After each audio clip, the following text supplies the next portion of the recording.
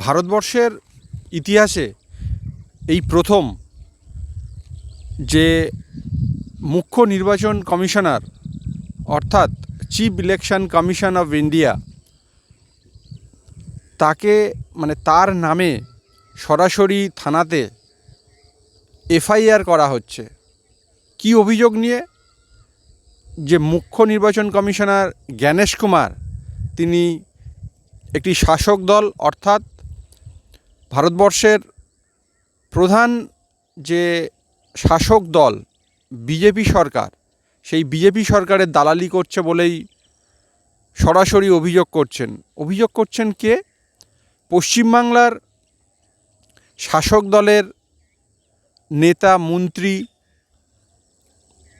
সরাসরি এখানে নাম বলি যে শওকত মোল্লা, শাসক দলের একজন হেভিওয়েট নেতা, যিনি ক্যানিংয়ের বিধায়ক। সেই শওকত মোল্লা ক্যানিংয়ের জীবনতলা থানাতে জ্ঞানেশ কুমারের নামে গতকাল অভিযোগ করে। ঠিক কী অভিযোগ এনেছে আমরা শওকত মোল্লার মুখ থেকে শুনে নিই। আসুন বেঙ্গল টুডেতে সেই অভিযোগ আপনাদেরকে শোনাই। যারা ভোটার, যাদের 2002 সালেও বাবা মায়ের সঙ্গে লিঙ্ক আছে, পরিবারের সঙ্গে লিঙ্ক আছে, তাদের সমস্ত পেপারপত্র মাঝখানে এলো, তাদের হিয়ারিং হলো, তারপরও প্রত্যেকের নাম পাঠানো হয়েছে। এই বিধানসভায় প্রায় 33,000 নাম গত 3 দিনে এসছে। এবং এই ইলেকশন কমিশন যিনি আছে মিস্টার জ্ঞানেশ কুমার পরিকল্পিতভাবে বিজেপির দালালতি করে সাধারণ গরিব মানুষের ভোটাধিকার কেড়ে নিতে চাইছে। তাই আজকে আমি আমার ক্যানিং পূর্ব বিধানসভা এলাকার যারা লোক আছে তাদেরকে নিয়ে এসে, যারা ভোটার আছে, নাগরিক আছে, তাদেরকে নিয়ে আজকে জ্ঞানেশ কুমার নামে এফআইআর করলাম। এবং আজকে বিকেলে ভাঙড় বিধানসভায় আজকের ওখান থেকেও জ্ঞানেশ কুমারের নামে আমরা এফআইআর করব। কারণ এই ধরনের নক্কারজনক ঘটনা, এই ধরনের বিজেপির দালালতি করে কোনো ইলেকশন কমিশন এই সর্বপ্রথম আমরা এই ভারতবর্ষের মাটিতে দেখলাম, এই বাংলার মাটিতে দেখলাম।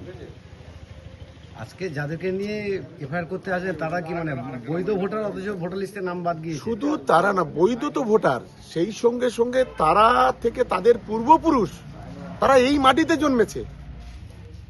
তাদের 2002 সালে কেন, 1980 সাল থেকে তাদের লিঙ্ক আছে। সবকিছু থাকা সত্ত্বেও আজকের পরিকল্পিতভাবে তাদেরকে কাটানো হচ্ছে। এবং এই যা 33,000 নাম এসছে তার 90% হচ্ছে মুসলিম সংখ্যালঘু। আমি আমার একটাই প্রশ্ন জ্ঞানেশ কুমারের কাছে, দেখে দেখে সংখ্যালঘু মুসলমানদের ভোট কাটা হচ্ছে কেন? তাদের ভোটাধিকার কেড়ে নেওয়া হচ্ছে কেন? এই উত্তর আপনাকে আগামী দিনে দিতে হবে। কারণ সংখ্যালঘুদের ভোট কেটে বিজেপির হাতটাকে শক্তিশালী করার যে চক্রান্ত জ্ঞানেশ কুমার করছে, আমি মনে করি এই চক্রান্ত বাংলার মানুষ তাকে সাকসেসফুল হতে দেবে না, সফল হতে দেবে না। এবং বাংলায় চতুর্থবারের জন্য অভিষেক বন্দ্যোপাধ্যায়ের সেনাপতিত্বে মমতা বন্দ্যোপাধ্যায় চতুর্থবারের জন্য মুখ্যমন্ত্রী হবেন। যতই নাড়ো কলকাঠি নবান্ন আবার হয় চতুর্থ। এবার আমরা আসি যে চিফ ইলেকশন কমিশনারের বিরুদ্ধে ঠিক কি বলছেন। তেমনই একজনের সাথে আমরা কথা বলেছিলাম, নিরঞ্জন সিংহ, সে ক্যানিংয়েরই বাসিন্দা।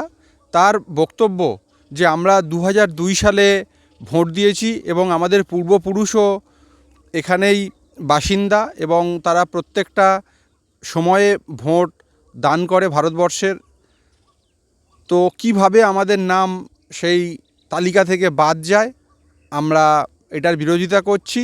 এবং যেহেতু 2002 সালে আমাদের নাম ভোটার তালিকায় রয়েছে, তাই আমাদেরকে ভোট দেওয়ার সুব্যবস্থা করুক। আমাদের নাম কিভাবে কেটে যাচ্ছে এবং এই যে কেটে যাওয়া তার প্রতিবাদ করার জন্যেই আজকের জীবনতলা থানাতে অভিযোগ করে চিফ নির্বাচন কমিশনার অর্থাৎ জ্ঞানেশ কুমারের বিরুদ্ধে।